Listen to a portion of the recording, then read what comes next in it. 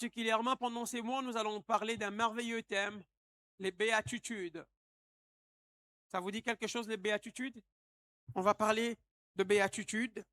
Je dis merci à Dieu qui me donne l'opportunité de me tenir ici devant et de nous apporter la parole du Seigneur.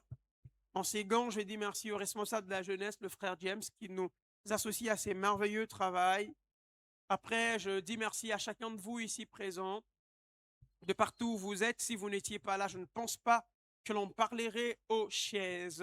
Est-ce qu'on peut acclamer pour vous-même? Fantastique. Aide-moi à saluer ton voisin, dis-lui bienvenue dans la présence de Dieu. On va parler de béatitude.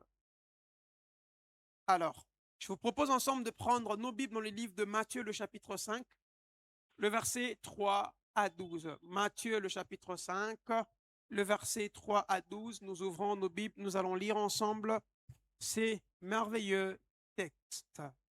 La Bible déclare, je lis dans la version du Semeur, heureux ceux qui se reconnaissent spirituellement pauvres.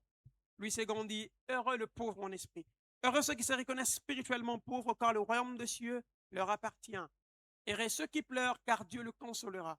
Heureux ceux qui sont doux, car Dieu leur donnera la terre en héritage. Heureux ceux qui ont faim et soif de la justice, car ils seront rassasiés.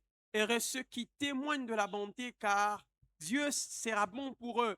Heureux ceux dont le cœur est pur, car ils verront Dieu. Heureux ceux qui répandent autour d'eux la paix, car Dieu le reconnaîtra pour ses fils. Heureux ceux qui sont opprimés pour la justice, car le royaume des cieux leur appartient. Heureux serez-vous quand les hommes vous insulteront et vous persécuteront lorsqu'ils répandront toutes sortes de calomnies sur votre compte à cause de moi. Oui, réjouissez-vous alors et soyez heureux, car une magnifique récompense vous attend dans les cieux. Car vous serez ainsi comme le prophète d'autrefois, eux aussi ont été persécutés avant vous de la même manière, et nous acclamons la parole du Seigneur.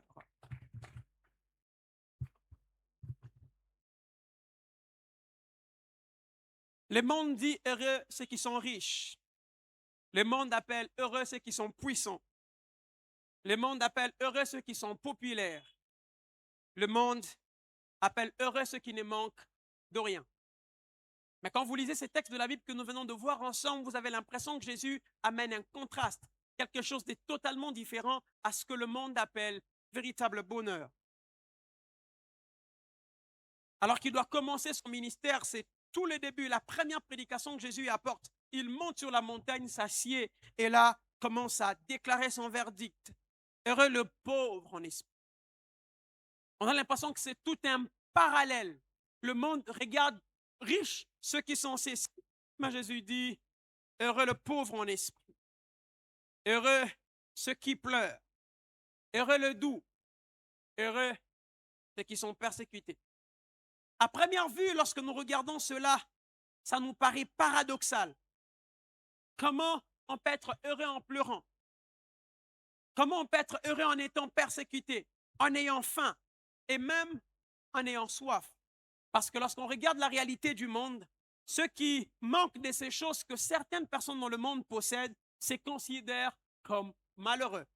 Parfois parce qu'on manque de l'argent, parfois parce qu'on pleure, parfois parce qu'on a soif. Quand on regarde notre temps, on se dit que l'on est malheureux. Mais on voit Jésus vient et qui place le contraste et qui dit, vous qui vivez ça, vous êtes bien heureux.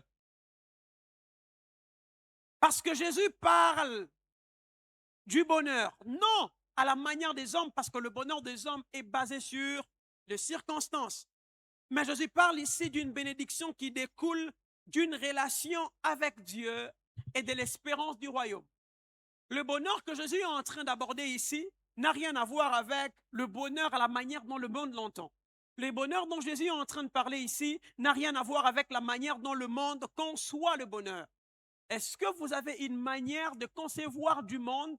Parce que quand votre manière de concevoir le bonheur est semblable à la manière de concevoir du monde, la conséquence c'est que quand vous n'avez pas les choses que le monde détermine comme les nécessaires à avoir pour être heureux, quand vous ne le possédez pas, vous allez vous considérer malheureux.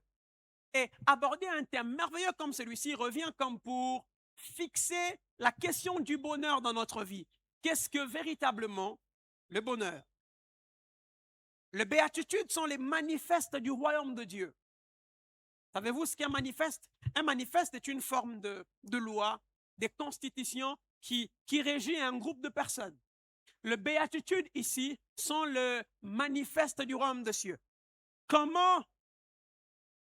Là où le monde applaudit la réussite extérieure, Jésus célèbre la transformation intérieure. Le monde poursuit les conforts, Jésus forme le caractère. Le monde cherche le bonheur dans les circonstances, Jésus le révèle dans la communion avec Dieu. Vous sentez que Jésus amène toute notre manière de regarder. Allons-y alors comprendre ensemble, puisque nous parlons de béatitude. Qu'est-ce qu'est donc le béatitude? Je nous propose ici 3 définitions de 3 auteurs différents. Le premier, c'est John Stott, un théologien qui écrit pour dire que le béatitude décrive le caractère de ceux qui appartiennent au royaume de Dieu. Parler de béatitude, c'est parler du caractère, c'est parler de à quoi doit ressembler celui qui appartient au royaume de Dieu. Elles ne sont pas des conditions pour entrer dans le royaume, mais elles sont la marque visible de ceux qui en font déjà partie. On parle de béatitude, non comme des conditions qui vous font accéder au royaume, mais la vie de la personne dans laquelle on peut voir la manifestation de béatitude, c'est comme des signes qui nous attestent, à nous qui vous regardons, que vous avez déjà reçu le royaume. Le deuxième auteur, c'est William Barclay, qui définit le béatitude comme le bonheur véritable, celui qui ne dépend ni des circonstances, ni de biens matériels, mais de la relation de l'homme avec Dieu. William Barclay nous définit ici le béatitude comme le véritable bonheur, alors que nous, le monde, nous faisons dépendre notre bonheur de quoi? De circonstances, de nos moments de joie, de nos avoirs, de nos possessions. Louis nous dit que ça n'a rien à voir avec ça. C'est une bénédiction qui n'a rien à voir avec le matériel. Elle a tout à voir avec votre relation avec le Seigneur. Avez-vous une relation avec Dieu? C'est suffisant pour que vous ayez tout le nécessaire pour être heureux. Et le dernier auteur, avec la dernière définition que je nous propose, c'est John MacArthur, l'un des grands auteurs théologiens reconnus dans le monde anglophone et francophone, nous propose cette définition. Le béatitude présente les attitudes spirituelles que Dieu produit dans la vie de ceux qui sont véritablement régénérés. Le béatitude ici, ce sont des attitudes spirituelles. Ce sont de caractères, mais qui viennent de quoi? Elles procèdent de Dieu qui le met dans le cœur, qui le met dans la vie de ceux qui ont été régénérés. Elles décrivent donc le croyant authentique. On ne peut parler d'un croyant authentique sans que le béatitude dont Jésus est en train de nous parler ici ne soit manifeste.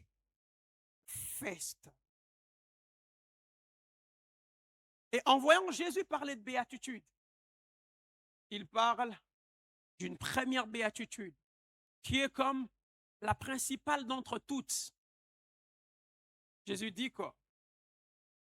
Heureux le pauvre en esprit. Pourquoi?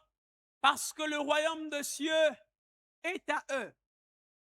Ainsi donc, la première béatitude que Jésus nous présente, le premier caractère que Jésus nous présente, les premiers signes ou la première marque qui doit manifester que désormais nous faisons partie du royaume, c'est quoi? C'est la pauvreté de l'esprit. N'est-ce pas un paradoxe? Alors que le monde prône la richesse, alors que le monde dans lequel nous vivons nous pousse chaque jour à rechercher le bien, Jésus nous dit, heureux ceux qui sont pauvres. Mais quand Jésus parle de pauvreté ici, il ne fait pas allusion à une pauvreté matérielle. Parce que ce texte, lorsque les colons sont venus, particulièrement dans notre pays et même en Afrique, s'en sont servis pour bâtir une psychologie en nous, afin de nous donner l'impression que les possessions matérielles ne sont pas importantes. Et avec l'avènement de l'évangile, dont ils se sont servis de la mauvaise manière pour amadouer, les Africains, ils nous ont fait croire que ce texte nous disait que nous devons faire quoi? Que nous devons être pauvres matériellement. Pourtant, ces textes n'ont rien à voir avec une pauvreté matérielle. Ça a tout à voir avec une pauvreté de l'esprit. Quand vous lisez Parole de vie, il dit « Heureux ceux qui sont pauvres de cœur ». C'est une pauvreté de cœur. C'est quoi une pauvreté d'esprit? C'est quoi une pauvreté de cœur?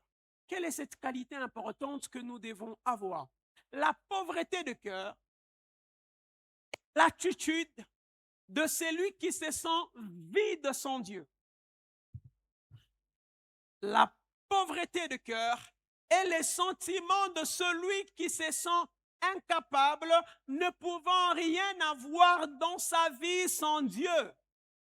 Et Jésus nous enseigne que la première qualité dont vous avez besoin pour avoir accès à tout ce que le royaume de Dieu a à vous offrir, c'est d'être pauvre de cœur. Parce que celui qui est riche de cœur aura l'impression qu'il n'a pas besoin de Dieu. D'accord. Avez-vous remarqué les personnes qui s'autosuffisent? Qu'est-ce que vous avez remarqué chez eux? Moi, je n'ai besoin de personne. Moi, j'ai besoin de personne. J'ai déjà tout ce qu'il faut. Je me suffis. J'ai la confiance en moi-même. Je sais que tout ce que je fais va réussir. Cette catégorie de personnes, il leur est généralement difficile de faire recours à Dieu. Il y a en eux ce que l'on appelle de l'orgueil. J'ai une question pour nous ce soir. Sommes-nous pauvres de cœur? Sommes-nous pauvres de l'esprit? Avons-nous cette qualité intérieure? Quand vous venez servir ici, quand vous venez chanter ici devant, quand vous vous tenez ici pour prêcher, quand vous vous tenez là pour aller visiter le membre à la jeunesse, quand vous servez au service d'accueil, est-ce que vous avez la pauvreté de l'esprit? Je suis désolé de vous le dire. Si vous n'avez pas la pauvreté de l'esprit, vous ne pouvez pas hériter le royaume de Dieu parce que c'est la porte d'entrée à toutes les autres béatitudes. C'est la première béatitude dont Jésus parle. On ne peut pas en arriver à la deuxième, à la troisième, à la cinquième si on n'a pas commencé par avoir la première, la pauvreté de l'esprit, parce que c'est elle qui fera que de manière constante, vous puissiez faire quoi? Avoir recours à Dieu. Celui qui est pauvre de l'esprit ressent le besoin d'avoir Dieu parce que sans Dieu, il ne peut rien. Ainsi, pour chaque situation de sa vie, même celle qui semble la plus petite, il sait l'importance d'avoir Dieu. Même quand il faut passer son examen, il fait recours à Dieu, il dépend à Dieu. Même quand il doit faire la cour à une sœur, il sait qu'il doit dépendre de Dieu, il fait recours à Dieu. Même quand il doit commencer simplement un petit travail, tellement qu'il est pauvre de l'esprit, il fait recours à Dieu. Je repose ma question ce soir. Êtes-vous pauvre de l'esprit ce soir ou vous en êtes tellement devenu riche que vous n'avez pas besoin de Dieu? Alors, on va ensemble voir les caractéristiques de quelqu'un qui est pauvre de l'esprit. Comment on le reconnaît? Quand on le voit? Comment on sait voir que ça, c'est quelqu'un de pauvre de l'esprit? Comme ça, on va ensemble faire comme une petite analyse pour aller voir au-dedans de nous-mêmes. Est-ce que nous sommes pauvres de l'esprit? La première caractéristique, celui qui est pauvre de l'esprit reconnaît son besoin permanent de Dieu. Celui qui est pauvre de l'esprit reconnaît son besoin permanent de Dieu. Quand vous êtes pauvre de l'esprit, c'est que Jésus est en train de dire ici, heureux ceux qui reconnaissent permanemment leurs besoins de Dieu. Heureux ceux qui ont conscience qu'ils ont besoin de Dieu pour chaque domaine de leur vie. C'est ceux-là qui sont les plus heureux. Parce que Dieu se manifeste dans la vie de cette catégorie de personnes. Est-ce que nous reconnaissons de manière permanente notre besoin de Dieu? Ou il y a des domaines de nos vies dans lesquels on pense on n'a pas nécessairement besoin que Dieu s'ingère dans ces genres de choses. Hein? Ça ne concerne pas Dieu. Ah, vous en faites pas. Ça, je peux gérer moi-même. Je n'ai pas besoin de Dieu pour ça. Vous êtes devenu riche à ce point. Le pauvre en esprit sait qu'il ne peut rien accomplir de durable sans Dieu. Quand vous êtes pauvre dans votre esprit, vous avez une conscience. Je ne peux rien bâtir qui va durer si je n'associe pas Dieu. Écoutez comment la Bible dit ça. Si l'Éternel ne bâtit pas, celui qui bâtit le fait en vain. Et quand vous comprenez ça, vous vous rappellerez qu'à chaque instant dans votre vie, vous avez besoin de qui? De Dieu. Pourquoi? Parce que sans Dieu, vous ne pouvez rien bâtir qui dure. En termes de ministère, en termes de carrière, en termes de vie de couple, en termes d'amitié. Quand vous mettez de côté l'Éternel, vous ne pouvez rien bâtir qui va durer. Qu'avez-vous commencé dans votre vie à bâtir auquel vous avez dissocié Dieu? Quelle est la chose que vous avez commencé ou que vous essayez même d'entamer sans tenir compte de Dieu? Je viens vous annoncer à l'avance. Si Dieu n'est pas dedans, ça ne marchera pas. Pourquoi? Parce qu'il doit être la principale de l'angle. Et celui qui est pauvre de l'esprit doit comprendre que Dieu doit être la fondation sur laquelle s'est bâti tout dans ma vie. Frère Abi, vous voulez dire que même pour une prestation de 5 minutes, oui, effectivement. Vous voulez dire que même quand je dois aller au marché, je dois tenir compte de ça. Oui, effectivement, c'est de ça que je suis en train de parler. On reconnaît la place que vous accordez à Dieu, pas dans les grands événements, mais dans les événements les plus insignifiants de votre vie. Est-ce que vous avez besoin de Dieu, même dans les choses les plus petites de votre vie? Comment on exprime ça? Il faut nécessairement que je me mette à genoux et que je dise, Seigneur, j'ai besoin de toi. Non, ça n'a rien à voir avec ça. Ça a tout à voir avec une attitude de ton cœur. Quelqu'un qui, dans tout ce qu'il fait, s'est dit, Seigneur, si tu ne me soutiens pas, ça ne va pas marcher. Seigneur, si tu n'es pas là avec moi, ça ne donnera pas le résultat escompté.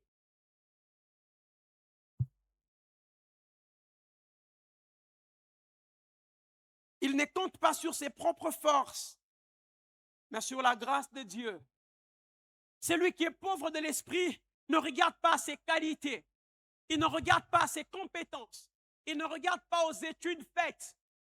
Même quand il sait qu'il a toute la maîtrise possible, il peut se reposer encore sur la grâce de Dieu.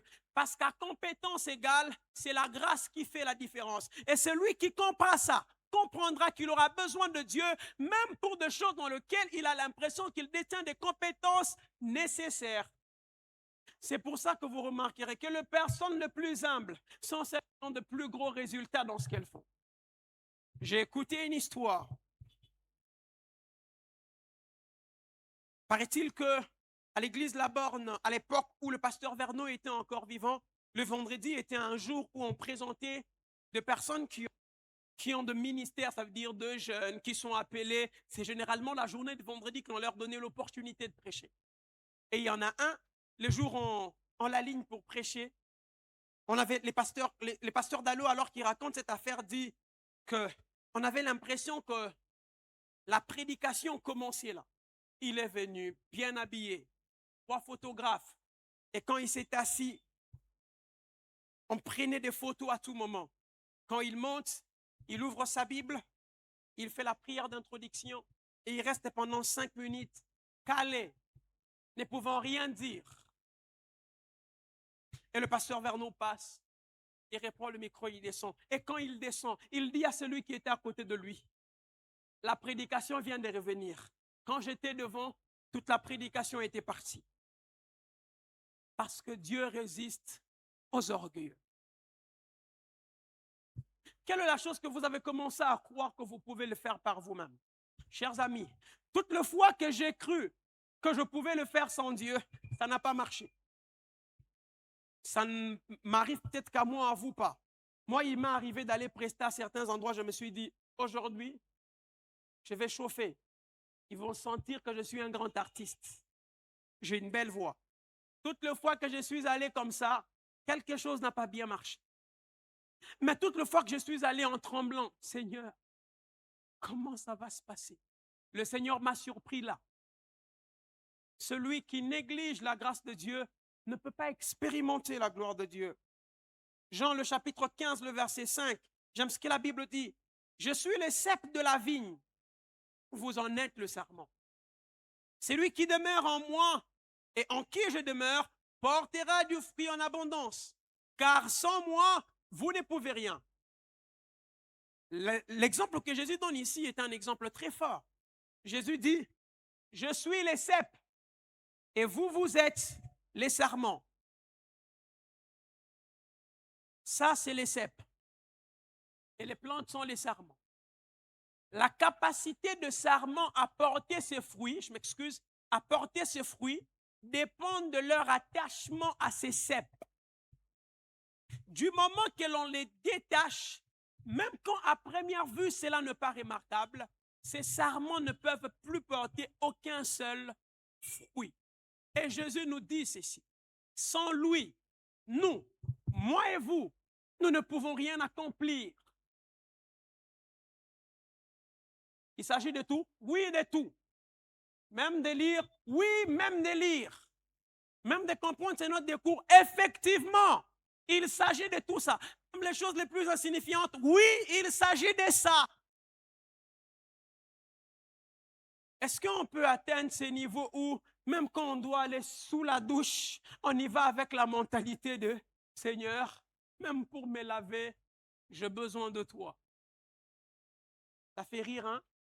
Parce que c'est devenu tellement normal que l'on ne pense pas que l'on a besoin de Dieu même pour ces petits mouvements. Ce matin encore dans mon cœur, il y avait une seule prière. « Seigneur, apprends-moi à dépendre de toi pour tout ». On peut le voir dans les ministères de Jésus que c'était un homme qui dépendait totalement de Dieu. Et nous, de qui nous dépendons? Ésaïe le chapitre 66, le verset 2. J'aime ce que la Bible dit. Toutes ces choses, c'est moi qui les ai faites. Et ainsi elles sont venues à l'existence. L'Éternel le déclare. Voici sur qui je porterai un regard favorable. Sur celui qui est humilié et qui a l'esprit abattu. Sur celui qui tremble à ma parole. Dieu dit ceci, celui sur qui je vais porter un regard favorable, c'est celui qui est humilié, celui qui est humble au-dedans de lui, celui qui a l'esprit dans l'abattement. Quand on a l'esprit dans l'abattement, on n'a pas besoin de parler avec sa bouche pour dire que l'on souffre. Au-dedans de soi, on pousse des cris, on appelle au secours. Est-ce que vous appelez au secours quand vous chantez ici devant? Est-ce que nous crions au secours pour dire à Dieu que nous avons besoin de toi? Psaume 40, le verset 18. Moi, je suis pauvre et malheureux, mais le Seigneur prend soin de moi. Toi qui es mon secours et mon libérateur, mon Dieu ne tarde pas. On voit le psalmiste qui l'exprime avec autant de simplicité. Il dit que je suis pauvre et malheureux. C'est en Dieu que je trouve mon secours et mon aide. Et ça doit être les sentiments qui nous caractérisent. La Bible dit, et les sentiments qui est en Christ. Lui qui, bien qu'étant égal à Dieu, a fait quoi? S'est humilié. Il reconnaissait le besoin de Dieu dans tout le domaine de sa vie. Parce qu'on pense que quand on parle de l'humilité de Jésus, on parle du fait qu'il est allé seulement à la croix. Mais non, il n'y a pas que ça. L'humilité de Jésus a aussi consisté dans le fait qu'il dépendait tout le jour de sa vie de son Père, de telle sorte qu'il pouvait dire, j'ai fait ce que j'ai vu au Père. Il dépendait du Père pour agir. Mon Père agit, moi aussi j'agis. Il sait que sans les pères, il ne peut rien faire de grand et de consistant. Nous disons que nous sommes disciples de Jésus. Est-ce qu'on peut être pauvre de l'esprit? La deuxième caractéristique de celui qui est pauvre de l'esprit, c'est qu'il est humble et non orgueilleux. Il est humble et non orgueilleux. Le pauvre en esprit ne se croit pas supérieur aux autres. Je répète, le pauvre en esprit ne pense pas qu'il est supérieur aux autres. Vous, vous êtes supérieur à qui? En tout cas, biso ya ba level hein. Biso tout on a choral mais il y a les Jonathan et les rabbis hein. Vous vous regardez comme plus grand que qui? Les jours où vous devenez grand à vos propres yeux, c'est là que Dieu vous rabaisse. Parce qu'il résiste aux orgueilleux. Le premier jour où l'orgueil commence à se développer dans votre cœur, vous venez de vous qualifier pour être combattu par Dieu. Celui qui entretient l'orgueil dans son cœur se qualifie à la bataille avec Dieu. Et je vous assure, celui qui mène la bataille de l'orgueil avec Dieu ne remporte jamais la victoire. Il n'est pas orgueilleux, il ne se regarde pas supérieur aux autres, mais il reconnaît que tout ce qu'il possède est un don qui lui vient de Dieu. Celui qui est humble de cœur, celui qui est pauvre de l'esprit, reconnaît que tout ce qu'il peut avoir comme possession, c'est simplement un don que Dieu lui a fait. Votre beauté est un don de Dieu. Votre belle voix est un don de Dieu. L'argent que vous avez est un don de Dieu. Le travail que le Seigneur vous a donné ne doit jamais devenir un moyen de regarder les autres de haut. Vous regardez les gens avec hauteur. Mais mettez à côté de lui.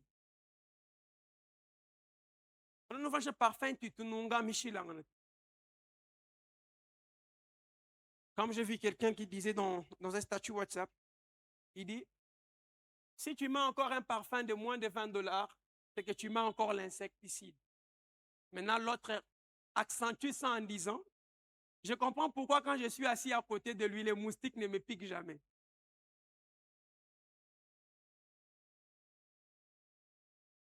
Et toi qui mets le parfum de $20, et nous qui mettons il y a parfois à 5000, c'est un don que Dieu nous a donné et à chacun selon sa capacité de gestion. Tu n'es pas plus que moi parce que tu possèdes un peu plus que moi d'apparence. Moi, je possède selon ce que Dieu a estimé que je peux gérer. Et toi, tu ne dois jamais avoir l'impression que tu es plus que moi. Est-ce que nous pouvons regarder nos vies, tous nos avoirs, comme simplement des dons de l'Éternel? Quand vous commencez à regarder cela comme des dons de Dieu, vous n'allez pas vous en vanter. Et l'attitude d'action de grâce que vous allez développer de manière régulière va faire que constamment le Seigneur continue à vous bénir. Je vous en prie, rappelez-vous constamment que tout ce que vous avez est un don de Dieu. Ça fait du bien quand on dit « Waouh, tu parles très bien. Waouh, tu es très intelligent. Waouh, tu chantes très bien. » Quand on commence à trop me les dire, dans mon cœur, je dis « Seigneur, ce n'est pas moi, c'est toi qui l'as fait. Reçois toute la gloire. » Chaque fois, j'ai appris à faire ça. Dès que les éloges commencent à venir de partout, dans mon cœur, je fais monter un « Seigneur, ce n'est pas pour ma gloire, c'est ta gloire. C'est toi qui l'as fait. Je ne veux prendre aucune gloire de tout ce que l'on est en train de raconter là. » À qui nous renvoyons, nous, la gloire? Luc, le chapitre 14, le verset 11. La Bible dit, en effet, celui qui s'élève sera abaissé, et celui qui s'abaisse sera élevé. Jésus déclare ici que celui qui se décide de s'élever lui-même, on a grand. En Boujima, ici, il n'y a personne comme moi. Dieu dit que celui-là, Dieu se charge lui-même de les rabaisser. Mais celui qui se rabaisse, Dieu se charge de l'élever. Ça veut dire que celui qui recherche la gloire doit apprendre à devenir constamment serviteur. Plus tu descends très bas, plus le Seigneur t'élève très haut. Mais nous, on veut se donner la gloire. Ne m'appelez plus frère Abi, appelez-moi Bishop Moubenga. Bishop Moubenga. L'homme dit surnaturel. Nous, quand on prie, Dieu exauce toujours. Bikima sambile no auto. Balenga boshik. J'ai écouté une histoire. Il paraît qu'il y a un pasteur qui invite un homme de Dieu pour venir prêcher dans son église. Cet homme de Dieu vient et il pose la question au pasteur, ton église existe depuis combien de temps? Le pasteur lui dit, l'église existe depuis 20 ans. Il dit au pasteur, d'accord, c'est vrai que ça existe depuis 20 ans, mais ça va commencer aujourd'hui. Ton ministère va recommencer aujourd'hui avec ma prédication. Il passe devant pour prêcher. Il dit, nous, quand on prêche, il y a les surnaturels. Les surnaturels, c'est devenu comme mon quotidien. Et je crois que ce soir, je vais préparer une affaire de 30 minutes. Et après, vous-même, vous allez voir ce que Dieu va faire. Il commence à prêcher. Au bout de 30 minutes, il décide de commencer à faire le service. Il déclare, ni son, ni image. Il déclare, faya, il déclare, ni son, ni image. Alors il dit à l'église, est-ce que vous pouvez fermer les yeux, on va prier. Et pendant que l'église était en train de prier, il reprend le micro, il remet au pasteur. Il dit, moi je m'en vais. Et pendant qu'il était en train de s'en aller, paraît-il qu'à la sortie de cette église, il y a une vieille dame qui l'a regardé pour lui dire, ainsi parle le Seigneur. Si tu étais entré comme tu es en train de sortir, Dieu t'aurait fait sortir tel que tu étais entré. Est-il possible que l'on entre de la manière que Dieu ne voudrait pas que l'on entre? Comment est-ce que nous entrons? Parfois, à force de vouloir se vendre une image, on veut passer pour quelqu'un de mystérieux.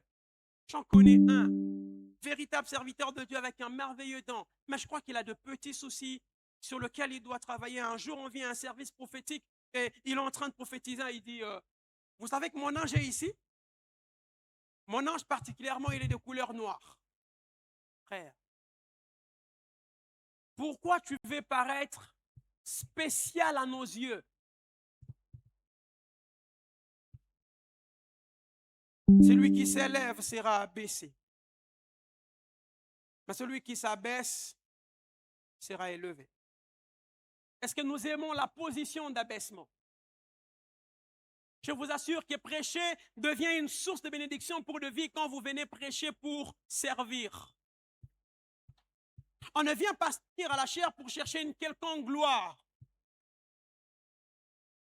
Vous vous imaginez ce que c'est que de voir de personnes qui viennent telles que vous êtes et que moi je vienne, on me demande de prêcher, je prêche pour vous montrer que j'ai des mystères, alors que vous êtes venus avec des problèmes, alors que vous êtes venus avec le désir d'écouter Dieu par rapport à un domaine particulier de votre vie. Et moi je viens pour vous montrer le réma. C'est pour ça que certains ministères, à un moment, j'avais l'impression qu'ils étaient en train de décoller. Et puis, paf, ils s'arrêtent, ils ne vont plus de l'avant. Pourquoi? Parce qu'on a voulu paraître spécial. L'humilité est le langage du pauvre en esprit. On reconnaît celui qui est pauvre en esprit par sa capacité à demeurer humble. 1 Corinthiens, le chapitre 4, le verset 7. La Bible dit, car qui te confère une distinction? Qu'as-tu qui ne t'a été donné? Puisqu'on t'a tout donné, pourquoi t'en vanter comme si tu ne l'avais pas reçu? Ça, c'est Paul qui parle à l'église de Corinthe. Il dit, c'est qui la personne qui te fait te regarder distinctement des autres? Qu'est-ce que tu possèdes que tu n'as pas reçu?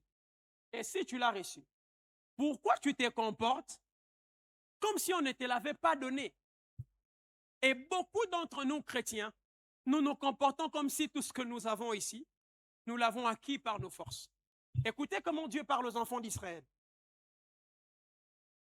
Quand tu seras entré à Canaan, garde-toi de croire que ces choses que tu possèdes, tu les as acquises par tes forces. Rappelle à ton cœur que c'est l'Éternel qui t'a donné la force de les acquérir. Ça veut dire que même si tu deviens fort riche, ça n'a rien à voir avec toi. Il y a des gens qui ont exercé la même force, la même stratégie que toi, qui n'en sont pas venus à ces résultats-là. Si toi, tu as pu l'avoir, c'est parce que Dieu te l'a donné.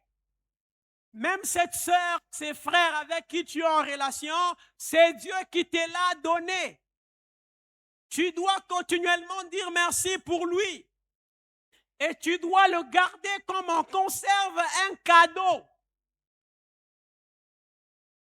Comment considérez-vous vos avoirs?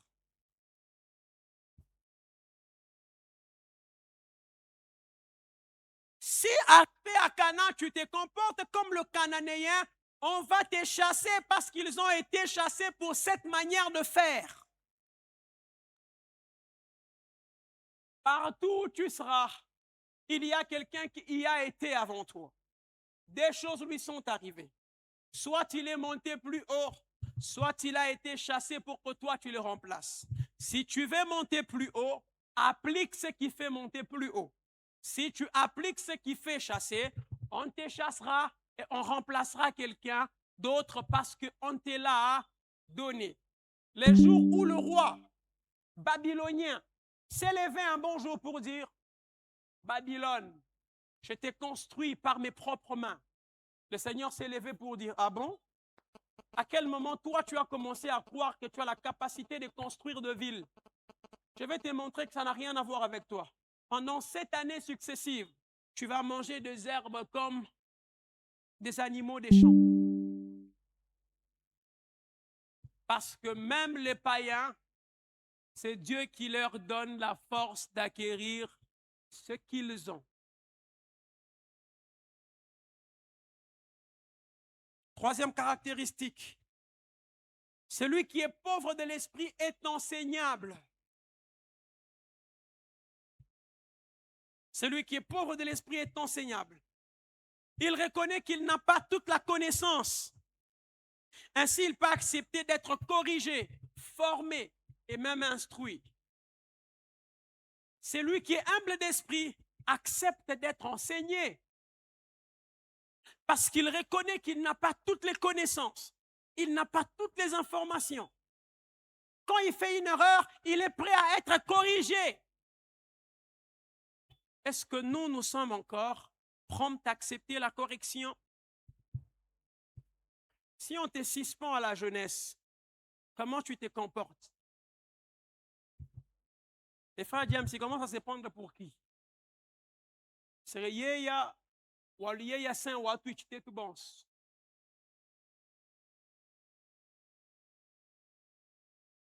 Celui qui n'est pas enseignable, celui qui n'est pas corrigeable, celui que l'on ne peut pas ramener sur le chemin, n'est pas pauvre d'esprit. La pauvreté de l'esprit est une qualité.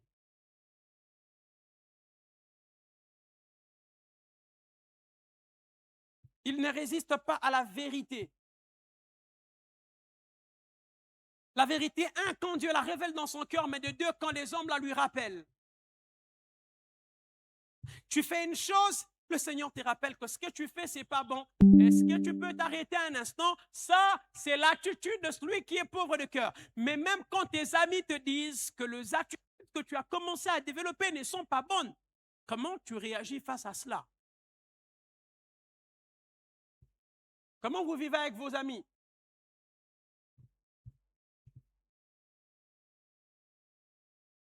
Je bénis Dieu parce que il m'a donné 2 amis qui savent parfois être vrais avec moi. Ils te regardent et tu te dis, je ne trouve pas que tu as commencé à développer un peu d'orgueil ces derniers temps. Corrige ça. Et j'ai fait l'effort de ne pas vouloir donner beaucoup d'excuses. Écoute, intègre. Parce que je connais un petit défaut. Ben on Pinye wewaji bakwambila nyibiji wanza mbibi wewuja nenu nyijimanya jabunyi. Noa dishine nu ba Saint-Esprit ni ba manya mwinu ju contrôler vi wanyi bwachin. Ah ndeke le mema nyi péché anya ki ngwe to wa ben ko mudulu ngwe wa. Ah zambi na lenga moyi wa. Zambi na lenga moyi we.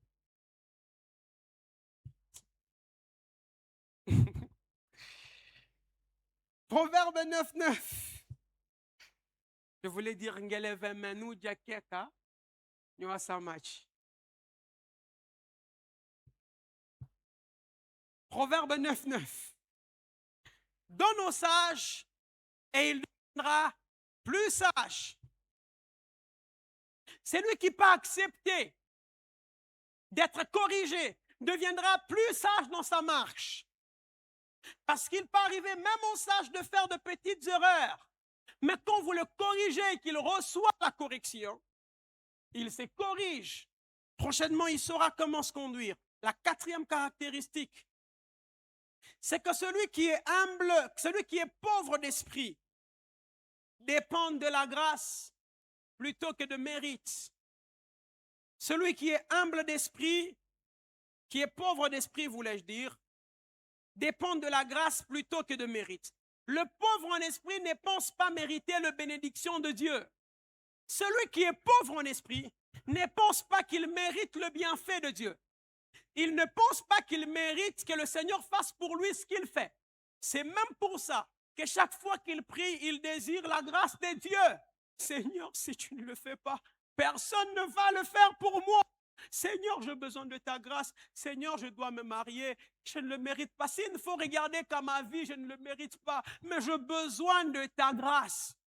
C'est pour ça que vous voyez un homme comme Moïse qui vient devant Dieu, qui dit, si je trouvais grâce à tes yeux, fais-moi voir ta gloire. Moïse, est-ce que tu n'as pas encore vu la gloire de Dieu? Oui, j'ai déjà vu cela. Est-ce que tu n'as pas frappé l'Égypte par 10 plaies? Oui, je le fais. Est-ce que tu n'as pas vu la mer s'effondrer? Effectivement que j'ai vu ça. Est-ce que tu n'as pas vu la manne tomber? J'ai aussi vu ça. Est-ce que tu n'as pas vu des cailles venir? Vous avez mangé au point que ça sorte au nez? Ça aussi, j'ai vu. Mais qu'est-ce que tu veux encore? Est-ce que la gloire que tu as jusqu'ici ne te suffit pas? Je veux encore plus de Dieu. Mais ça n'a rien à voir avec mes mérites. J'ai besoin un peu encore de ta grâce pour vivre ça. Combien quand on a expérimenté un bon nombre d'exploits avec Dieu, on commence à croire que l'on est devenu un enfant privilégié de Dieu. Vous n'êtes pas un enfant chéri de Dieu. Vous n'êtes pas un enfant privilégié de Dieu. Même quand vous aurez atteint le plus haut sommet, vous aurez toujours besoin de la grâce de Dieu. Et ça, j'aimerais que l'on s'en rappelle et que l'on n'oublie pas. Ce n'est pas une question de mérite. Ce n'est pas une question de mérite. Moïse l'a oublié pendant un instant de sa vie. Il a cru qu'il pouvait aller en dehors de ce que Dieu avait dit. Le Seigneur lui dit, parle au rocher. Je ne sais pas qu'est-ce qui se dit dans sa tête. Au lieu de parler au rocher, il prend le bâton et il cogne. Il dit, vous pensez que de ces rochers peut sortir de l'eau? Et Dieu vient et lui dit, gars, toi tu crois qu'à cause de tout ce que je te fais voir, tu es devenu quelqu'un de spécial? Je vais te montrer un peu que tu n'es pas spécial. Et il a raté d'entrer dans la terre promise. Vous regardez-vous comme quelqu'un qui mérite les bénédictions de Dieu. Il comprend que le salut, le pardon et la faveur divine sont un cadeau. Éphésiens 2, 8 à 9. Mais je vais lire la partie qui m'intéresse. La Bible dit, c'est par la grâce que vous êtes sauvés. Rien à voir avec le mérite de quelqu'un. Simplement la grâce de Dieu qui a été agissante dans la vie de tout un chacun.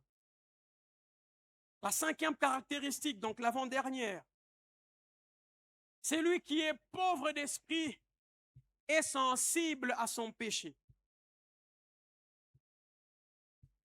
Celui qui est pauvre de l'esprit est sensible à son péché. Au lieu de minimiser ses fautes, il les reconnaît et les confesse. Quand vous êtes pauvre de l'esprit, vous ne minimisez plus le péché même quand vous les considérez petits. Celui qui est pauvre de l'esprit, la première qualité que Dieu recherche, on voit chez lui la capacité à commencer à ne plus minimiser même les choses les plus petites. Nous, on a atteint un niveau où on est devenu insensible à certains péchés. Vous ne vous imaginez pas. À un moment dans ma marche chrétienne, il m'arrivait de devenir insensible. Tu fais le mal, ça ne te dit absolument rien. Vous ne savez pas combien j'ai pleuré. Vous ne savez pas combien je suis rentré auprès de Dieu pour dire à quel moment je suis devenu insensible au péché. Seigneur, remets la sensibilité. Seigneur, remets cette capacité à être touché quand je commets le mal, à vouloir me repentir. Êtes-vous sensible à vos péchés?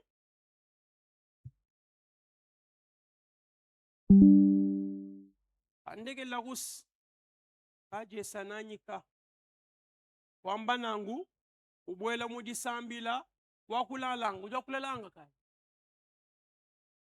ano Saint-Esprit umwe ma fille yeya Saint-Esprit uvu ba apostolo nene ke ujuende shabantu mukana mweba wewe uloka biji wakulamulanga kinwa zambito aho kawa byanzeba bya kumakanda okamukwateba ya mumutu walukwena bwakala uvivre mububi ulo mudisambila uji comporte bunyi kwena mwanza bwalutu moyi mukola kai mwina nyuma mwimpa kachituku ulengwe bawe moyi mubinwin yun ujimu unormal bakulenga kashi ulo mudisambila wakula mulanga Saint-Esprit umo utuitie tu bon subaeteo momwai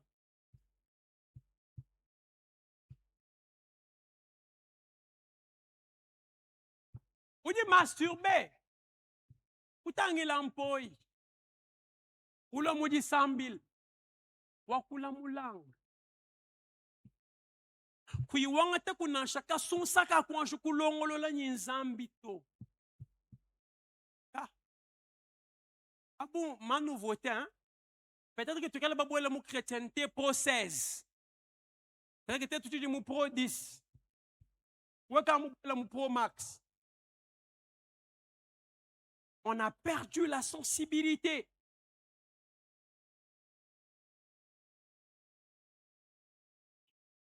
Le pauvre en esprit est plus préoccupé par sa sainteté que par son image. Quand vous devenez pauvre en esprit, votre image n'est plus la chose la plus importante. C'est votre sainteté, votre qualité de vie avec Dieu. C'est ça qui compte le plus. C'est ça qui compte le plus. Aujourd'hui, on vit au siècle de l'image. Qu'est-ce que les gens vont penser de moi? Ah bon? Et qu'est-ce que Dieu, lui, va penser de toi? Ok. Écoutez comment Jésus dit ça. Celui qui va me renier devant les hommes, je le renierai devant mon Père. Aujourd'hui, la manière de renier Jésus, c'est devenu celle de protéger son image. J'ai été choqué. C'est trop petit, choqué. J'ai été scandalisé, voire même écœuré. Je vais dans un lieu où des gens mangent, c'est un restaurant. Je rencontre là un homme de Dieu, c'est un prophète. Quand vous l'entendez prophétiser, merveilleux serviteur de Dieu, quelle précision dans la manière de le faire. Il me voit assis là, et pendant qu'il vient pour me saluer, il me dit, bonsoir homme de Dieu, s'il vous plaît, ne m'appelez pas prophète ici. Je suis en train de draguer cette sœur-là. Si tu m'appelles prophète, il a marché. Il dit, les lois bénissent le prophète. Il dit, parce que j'ai été scandalisé. À quel prix êtes-vous prêt à perdre votre identité d'enfant de Dieu? Gars, tu nous parles comme si toi, tu étais parfait. Gars, je ne suis pas parfait. Je me bats chaque jour, moi aussi. Et je vous parle afin que l'on se batte ensemble. Que l'on ne laisse rien nous empêcher à renier Jésus. Les amis, nous avons atteint ce niveau-là. L'image compte tellement. Ah non, si je parle là-bas, on va dire, gars, moi, je suis maman pasteur.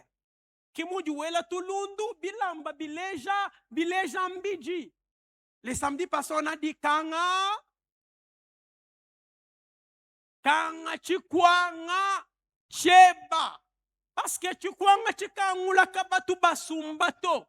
Il y a une manière digne d'habillement des enfants de Dieu. Un chrétien ne s'habille pas de toutes les façons. Oh non, c'est la modernité.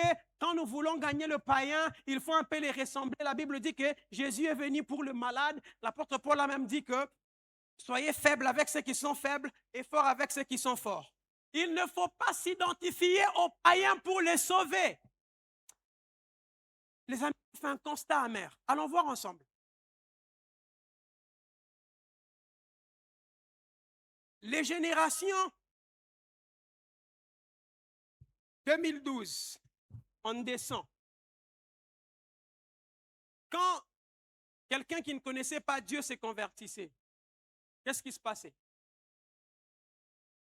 Il changeait complètement. Manière de s'habiller, d'escoiffer. Non, on doit s'adapter à la jeunesse. On a l'impression qu'au lieu que ces personnes nous ressemblent, c'est nous qui sommes en train d'étendre vers ce que ces personnes sont. Si ces résultats n'ont pas marché, pourquoi on l'applique? Si Jésus ne peut pas changer la vie de quelqu'un, attendez, des gens comme Renard Bonquier, vous pensez qu'il a eu besoin de se coiffer comme un païen pour le prêcher et le gagner? On ne transforme pas de vie à force de style. On transforme de vie à force de puissance du Saint-Esprit qui agit dans le cœur et qui transforme de vie. Vous n'avez pas besoin d'avoir un style pour transformer de vie. Vous avez besoin d'avoir la puissance qui peut toucher le cœur et de le changer profondément. Quand l'esprit est à l'œuvre, quand l'esprit est en action, les cœurs pleurent, les personnes sont changées, les personnes sont totalement transformées, les personnes désirent d'être changées. Si on cherche la puissance, on n'aura pas besoin de se conformer. Sixième caractéristique, on va très vite finir parce qu'on doit prier. La sixième caractéristique, c'est que cette personne cherche Dieu avant tout. Celui qui est pauvre de l'esprit cherche Dieu avant toute chose. Elle est consciente de son vide spirituel et cela le pousse à chercher la présence de Dieu plus que le bien matériel, les honneurs et les succès. Elle est consciente de son vide spirituel. Et ça fait quoi? Ça l'amène à chercher constamment la présence de Dieu.